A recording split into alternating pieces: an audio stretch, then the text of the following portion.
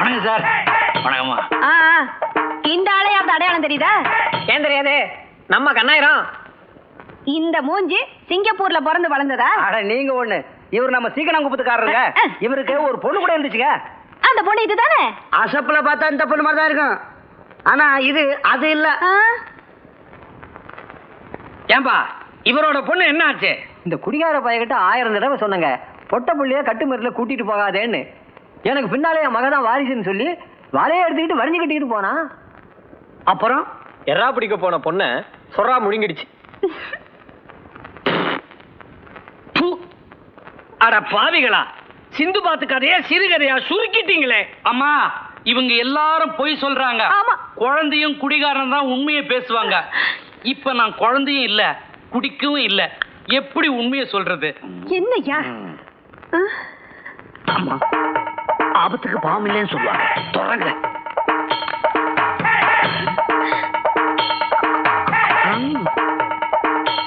இந்த பாரியா, இதுல இருக்கிறது சாராயம் இல்ல, இந்த குடும்பத்தோட சரித்திரம். குடிச்சிட்டு கொப்பளி.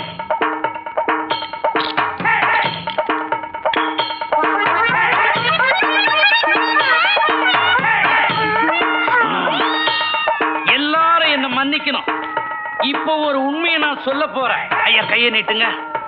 நான் சொன்னதெல்லாம் சத்தியம் சத்தியம் சத்தியம். சங்கதியை சொல்லாம சத்தியம்னு சொல்லிட்டு இருந்தா எப்படி? அத நான் இன்னும் சொல்லலையா? என்ன சொல்லணும்? கிழிஞ்சது போ. இது உன் பொண்ணா? இது இல்ல. யோ, என்ன இல்லையா? இத பார்த்து சொல்லு, இது உன் பொண்ணா? என்னங்க ஐயா விளையாடுறீங்களா? எவனுக்கோ பிறந்ததெல்லாம் என் பொண்ணுன்னு ஒத்துக்க சொல்றீங்களா?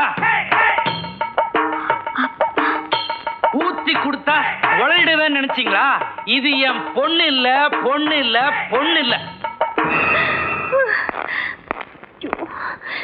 ஏண்டி, அந்த குப்பத்து கூட்டத்துல இருந்து உன் குடிகார அப்பா வரைக்கும் உண்மையை சொல்லாம போயிட்டாங்க. உன் தாலி மேல சத்தியமா சொல்லு, நீ மீன்காரி இல்ல? அடிச்சு இல்லன்னு சொல்லிடு, உடனே படுக்கைக்கு போயிடலாம். இல்லன்னா நான் வேற யாருக்குன்னா வாக்குப்பட வேண்டியிருக்கும். ஆமா, நான் மீன்காரி தான். குப்பத்துல பிறந்தவதா. அந்த கூட்டத்துல ஒருத்திதான். பணத்தால எதையும் சாதிக்கலாம்னு நினைச்சீங்களே, உங்களால முடிஞ்சதாத்த. பாசம் தான் என்னை காப்பாத்துச்சு, பணமா உங்களை காப்பாத்துச்சு. இனிமேலாவது மனுஷிய வாழ கத்துக்குங்க. இல்லனா மானம் கெட்டு மரியாதை கெட்டு அன்பு காட்டுறதுக்கு ஒரு ஜீவன் கூட இல்லாம, ஒத்தாசைக்கு கூட ஆள் இல்லாம ஏங்கி வீங்கி அனாதபுரமா நாரி கிடப்பீங்க. பேசுவடி பேசுவ, நீ இதுவும் பேசுவ, இதுக்கு மேலையும் பேசுவ. ஒன்ன சொல்லி குத்தம் இல்லடி. தரங்கட்ட உன்ன தகுதி உள்ளவர் போய் சொல்லி இந்த வீட்டுக்குள்ள மருமகளா கொண்டு உட்கார வச்சிருக்காரு. இந்த ஆளை சொல்லணும். சும்மாருமா, அவரை நீ புருஷனா நடத்திருந்தா அப்படிலாம் நடக்குமா? மங்கனிக்கு மங்கனி கேட்டு கிங்கனிக்கு கிங்கனி கேட்டுன்ற மாதிரி நான் எங்க அப்பன மாதிரியே லோல் பண்றேன். யோ, என் புள்ள புலம்புறது கேட்டியாயா? நடுத்தரவுல கிடந்த ஒருத்திய நாச்சியார் வீட்டுக்கு மருமகளாக்கிட்டியா? சொல்லுயா சொல்லு, உனக்கு நான் என்ன தப்பு பண்ணேன்? இது கூட தப்புதான். முதல்ல இவளை இந்த வீட்டை விட்டு வெளியே அனுப்பு.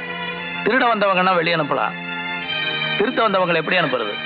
ஓஹோ, திட்டம் போட்டுதான் இந்த நாடகம் எல்லாம் நடக்குதா?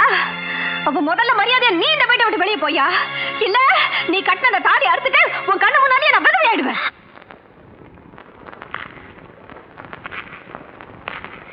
மாமா, அவ விதவை ஆயிருவேன்னு சொன்னாலே அதுக்கு பயந்து நான் இந்த வீட்டை விட்டு போகலம்மா.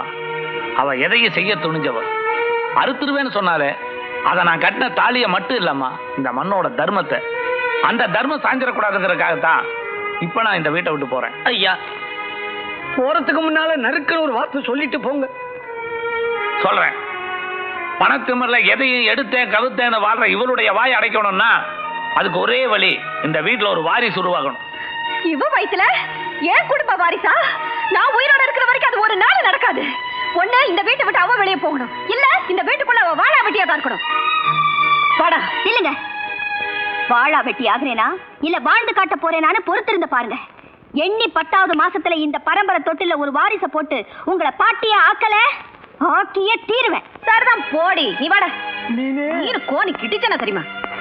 என்னது, சட்டப்படி கல்யாணம் உங்களை உங்க மாமியார் பிரிச்சு வச்சிருக்காங்களா? ஆமா சார். கவலையப்படாதீங்க, இந்து திருமண சட்டம் செக்ஷன் 9 படி உங்க மாமியார் உள்ள தள்ளி. அவங்கள ஒண்ணு உள்ள தள்ள வேணாம் சார், என் புருஷனை படுக்கையில உள்ள தள்ள ஏற்பாடு பண்ணுங்க, அது போதும். யாருங்க அழகுனாச்சார்? நான் தான். என்ன வேணும்? சிங்கப்பூர் சேர்ந்த மீனாட்சிங்கிற பொண்ணு உங்க பையனுக்கு கல்யாணம் பண்ணி வச்சீங்களா? சிங்கப்பூர்காரியாவது மண்ணாங்கட்டியாவது, அவ சீக்கிரம் குப்பத்தை சேர்ந்த மீன்காரி இல்ல. அப்ப அந்த பேரத்துல 2 பேரும் பிரிச்சு வச்சிருக்கீங்க. கூடைய போட்டு கவுத்து வச்சிருந்தேங்க குடும்ப விஷயம் உங்களுக்கு எப்படி தெரிஞ்சது? மீன்காரியாச்சே, என்னதான் கூடைய போட்டு கவுத்தாலும் நாத்தம் பீறிக்கிட்டு நாலாபுறமும் வீசுமே. யோ சுமாரியா, விஷயம் தெரிஞ்சுதான் வந்திருக்காங்க.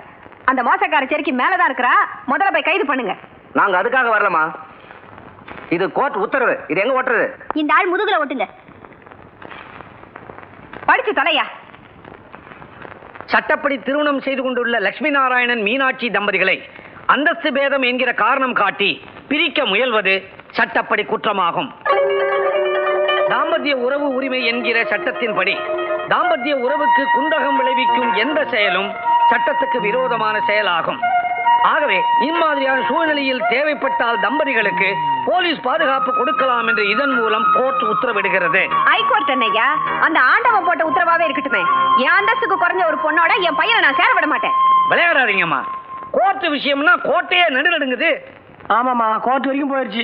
நான் எப்படியாவது வெற்றி கொடி நாட்டியா. முதலிரவு முடிஞ்சு போச்சு. நானும் என் கணவரும் சந்தோஷமா தான் இருக்கோன்னு உங்க மருமக லெட்டர் கொடுக்குற வரைக்கும் அவங்களுக்கு பாதுகாப்பு கொடுக்க சொல்லி கோர்ட் உத்தரவு. என்ன நீங்களும் அவளை என் மருமகன் சொல்றீங்க? அது நீதிபதியே சொல்லிட்டாரு. அவர்தான் என் புருஷன், மேல அனுப்பி வைங்க.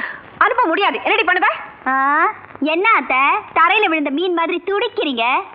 திக்கில்லாதவங்களுக்கு தெய்வம் துணைங்கிறது அந்த காலம், கோர்ட்டு துணைங்கிறது இந்த காலம். எந்த கோர்ட்டுக்கும் நான் பயப்பட மாட்டேன்டி. என் பையன் அனுப்ப முடியாது, அனுப்ப முடியாதான். வேணாம்மா, கோர்ட் விஷயத்துல விளையாடாதீங்க. சட்டத்தை மீறினீங்க, உங்களை உள்ள தள்ளிவிடுவாங்க. அச்சு சோத்துக்கும் அவுன்சு குழம்புக்கும் ஆசைப்படுறீங்களா? கண்ட கண்ட நேரத்துல கண்ணா பின்னான்னு தின்னுட்டு சும்மா கிண்ணுன்னு இருக்கிற உங்க உடம்பு கல்லு உடைச்சு உடைச்சு தேவாங்கா இழைச்சு போயிடும். இதெல்லாம் உங்களால முடியுமா அம்மா? என்ன வளவன்னு பேசிக்கிட்டு தள்ளுங்க. மேல போங்க சார், போங்க. வாங்க வாங்க வாங்க வாங்க வாங்க. என்ன இளவு இது? போலீஸ்காரங்களும் மேல ஏறாங்க. யாரா நீ? நான் சமைக்கிறேங்க. போய் முதலிரவு வேண்டிய ஏற்பாடு பண்ணு போ. சரிங்க. பாவி இப்படி பண்ணிட்டாளே. யோ, எத்தனை லட்சம் செலவானாலும் பரவாயில்ல, இந்த கோர்ட் உத்தரவை உடனடியாக உடைச்சாகணும். எனக்கு உடனே ஒரு ஐடியா சொல்லு. அவ்வளவுதானே? அவங்க கிடக்குறாங்க, பிஸ்கோத்து வைக்கல வச்சிருக்காங்க. நீங்க தான் லட்சம்னு சொல்லிட்டீங்களே, நான் பிடிக்கிறேன் பாருங்க நம்ம கில்லாடி கிருஷ்ணசாமிய. வர்றேன்.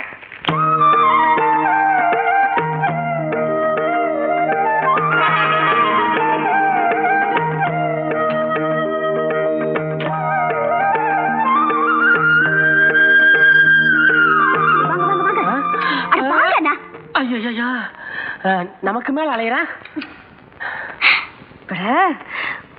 மணியாச்சே, என்ன செய்யணும் தெரியலையே. கைய விடுங்க. இத்தனை நாள் எங்க போச்சு உங்க கொஞ்சம் எல்லாம்? சட்டத்துல உங்க அம்மாவை மாட்டிட்டேன், அவங்க ஜெயிலுக்கு போயிடுவாங்கன்னு பயந்து தானே என் பின்னாடியே வந்தீங்க. எனக்கு தெரியாது உங்களை பத்தி. ஐயா, அம்மாக்கு மேல சும்மா இந்த பாரு, பருப்பு கொதிச்சா சாம்பாரு, உறுப்பு கொதிச்சா சம்சாரன்னு அந்த காலத்திலேயே சொல்லி வச்சிருக்காங்க. நான் கொதிச்சு வெடிக்கிறதுக்குள்ள என்ன அணைச்சு அமைதிப்படுத்து உட்காரு. அப்படின்னா இந்த கட்டிலே கதி கலங்குற அளவுக்கு என்ன கட்டி பிடிக்கணும். நான் ஐயோன்னு போடுற சத்தத்துல இந்த கட்டிடமே இடிஞ்சு விழுந்துடணும்.